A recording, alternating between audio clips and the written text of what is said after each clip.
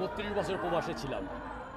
বাংলাদেশের থেকে যখন যাই, দীর্ঘদিন আমরা ওখানে কর্মজীবনে আমরা এইসব দেখিনি, কিন্তু ইদানিংকালে আমরা 16-17 সাল থেকে আমরা ওখানে এই কিডন্যাপারদের একটা আনাগোনা দেখতে পাচ্ছি। এবং আমি থাকাকালীনও অনেক লোক কিডন্যাপ হয়েছে। আমি নিজেই মাঠ পর্যায়ে অপারেশন করে আমি সৌদি প্রশাসনের সহযোগিতায় যারা কিডন্যাপ হয়েছে তাদেরকে আমি উদ্ধার করেছি এবং এম্বাসিকে আমি মানে ইনফরমেশন দিয়েছি।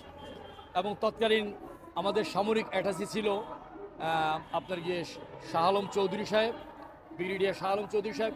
উনি মোটামুটিভাবে আমাকে সহযোগিতা করেছেন এবং তৎকালীন রাষ্ট্রদূত ছিল শহীদুল ইসলাম, উনিও সহযোগিতা করেছেন।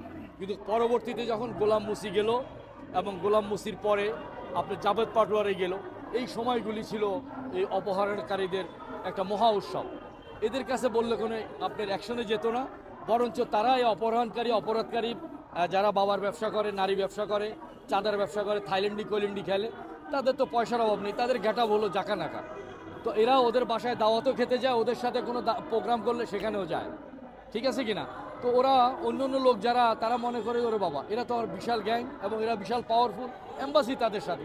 তো এম্বাসির কাছে আমরা অভিযোগ দিয়ে কী করব? অনেক সময় অভিযোগ এম্বাসিতে দিলে এম্বাসির যে আপনার আইনি শাখা, সেখানে আপনার একজন লোক আছে মামুনুর রশিদ, সে দীর্ঘদিন আগে সরকারের লোক ছিল, এখন সে দাড়ি টুপি রেখে মোটামুটি এখন ফেরেস্তার ভাও ধরছে। তার কাছে যদি কোনো লোক অভিযোগ দেয়, সে সাথে সাথে অপহরণকারীদেরকে রিপোর্টটা দিয়ে দেয় যে তোমার আবু সাইদ নামের উনু তোমার নামে এই কথাটা বলছে, এই অবস্থা, আমাদের কাছে বিচার দিছে। তখন অপহরণকারী করে কি আমাকেই অপহরণ করে নিয়ে যায়, আর না হলে সৌদি প্রশাসনকে তাদেরকে দিয়ে আমাকে তারা গ্রেপ্তার করে জেলে দিয়ে দিবে।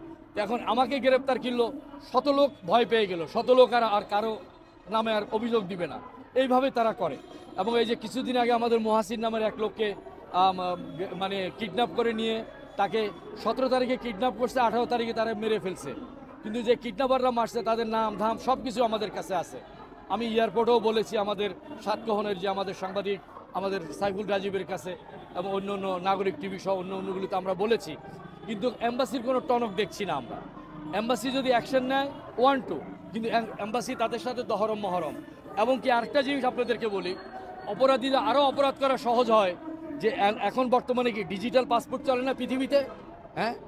এম্বাসির লোকেরা অ্যাম্বাসাডারের যে পিয়ন তাকে দিছে পাসপোর্ট শাখায়, সে করে কি আপনার কি আগের অ্যানালগ পাসপোর্ট রিনিউ করে দেয়, হ্যাঁ? তাদেরকে অপরাধীরা কফিলের কাছে আসছে 500-700 টাকা বেতনে, ওখান থেকে ভাইগে আইসা বাবার ব্যবসা সহ বিভিন্ন ক্রাইম করে, অপরাধের সাথে জড়িত। এখন ওদের ওই পাসপোর্ট নাই, নাম দাম চেঞ্জ করে এখন আর একটা লোকের পাসপোর্ট দিয়ে তারা চলছে। এই জন্য আমি মনে করি আমাদের পররাষ্ট্র মন্ত্রণালয়, প্রবাসী কল্যাণ মন্ত্রণালয় সবাই যদি সজাগ দৃষ্টিতে এম্বাসিকে দিয়ে অপরাধীদেরকে শায়েস্তা না করে, আমাদের 35 লক্ষ বাংলাদেশি প্রবাসী যারা আছে তাদেরও আপনার ভবিষ্যৎ নষ্ট হবে এবং বাংলাদেশের সুনাম নষ্ট হবে, ভিসা বন্ধ হবে। অচিরেই এই ক্রাইম জগতে যারা আছে অপহরণ করে, চাঁদাবাজি, এবং এর সাথে আরেকটা জড়িত, সেটা হলো আপনার থাইল্যান্ডি কৈল্যান্ডি, আপনারা নাম শুনছেন কিনা, লটারি, হ্যাঁ, জুয়া, এই থাইল্যান্ডি কৈল্যান্ডি এটার সাথে তারা জড়িত। এটা নিয়ে মারামারি, হ্যাঁ, কেউ পয়সা পাইলে পয়সা দেয় না, আবার কেউ পাইলে নিয়ে যায় বেশি, এরকম অনেক কিছু, চাঁদাবাজি, যে অপরাধ বাংলাদেশে করতে সাহস পায় না, সৌদি আরবের মাটিতে কিভাবে সম্ভব। এই জন্য আমি মনে করি আপনাদের মতো সচেতন সাংবাদিক ভাইরা যদি এটাকে তুলে ধরেন, সরকারেরও টনক লড়বে এবং অপরাধীদেরও টনক লড়বে। সাংবাদিকদের থেকে, সচেতন নাগরিকদের থেকে অপরাধীরা শক্তিশালী না, মিডিয়া শক্তিশালী, আপনারা শক্তিশালী, আপনারা তুলে ধরবেন, এম্বাসির বাবা সহ সোজা হয়ে যাবে, আর অপরাধীদেরকে কবরে পাঠিয়ে দিবে তাদের 1, 2, 3। আমি যখন ছিলাম এই অপরাধীরা সামনে অপরাধ করতে সাহস পাইত না। আমি আবারও আসতেছি সৌদি আরব, আমি অপরাধীদেরকে দেখবো, ওরা বড় না আমরা যারা সচেতন নাগরিক তারা বড়। এই অপরাধীদের বিরুদ্ধে আপনার রিপোর্ট করতে গিয়ে 8 টিভির সাংবাদিক সোহরাব হোসেন লিটনকে বিনা অপরাধে 5 মাসের জেল খাটায় তাকে নিরপরাধ হিসাবে সৌদি কোর্ট তাকে মুক্তি দিছে। তাহলে আপনি যদি সাংবাদিক হয়ে আপনি আমার অপরাধের কথা তুলে ধরেন, এটা তো অপরাধ না? আপনাকে মিথ্যা মামলা দিয়ে কিভাবে আমি জেলে নিলাম?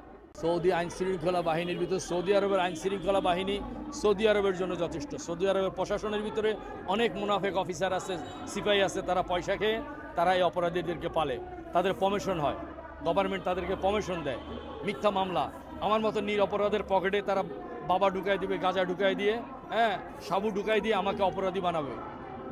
কারণ হ্যাঁ, অ্যাভেলেবেল। এটা তো আমি আপনার মিডিয়ার সামনে বলতেছি, আপনারা প্রকাশ করবেন না? আমি চ্যালেঞ্জ দিয়ে বলতে পারি। হ্যাঁ, সৌদি আরবের ভালোই অফিসারও আছে, কিন্তু সৌদি ভালো অফিসারের হাতে যখন পড়ে তাদের কিন্তু চাকরিও থাকে না, আজীবন জেলে থাকতে হয়। এই সৌদি অফিসারদেরও আজীবন জেলে থাকতে হয়।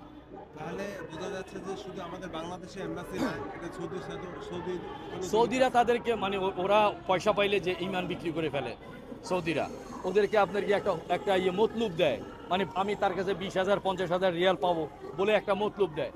এই মতলুব আপনি ধরে নিয়ে গেছে এক বাহিনী, ও আবার মালিক যায় আবার নিয়ে আসছে। কি মতলুব আছে? মতলুব থাকতে পাঠায় না। এখানে মনে করেন আপনার গিয়ে গ্যাং আছে, গ্যাং লিডার, যেরকম সুলতান আছে, সুলতানের সাথে বিশাল গ্যাং লিডার আছে, আফেল আছে, সে ওখানকার সিআইডিদের আপনার গিয়ে ইনফরমার। সে ইনফরমার, সে আবার খুনি, সে আবার দর্শক, সে বাবা ব্যবসা করে, এবং সে আপনার গিয়ে করোনার সময়, এই যে মহামারী করোনার সময়, সে আপনার গিয়ে হাজার হাজার বাংলাদেশির টিকিট তার অফিস থেকে কাটছে। যাওয়ার সময় টিকিট নেয় বাংলাদেশে, আপনারা জানেন 1-1.5 লাখ টাকার টিকিট হয়েছে। খেয়াল আছে আপনাদের? এই টিকিটের খাপ্পড়ে পড়ে অনেক বাংলাদেশি বাংলাদেশ থেকে সৌদি আরব যাইতে পারেনি। কিন্তু এই অপরাধী, এই জালিমদের বিচার হচ্ছে না।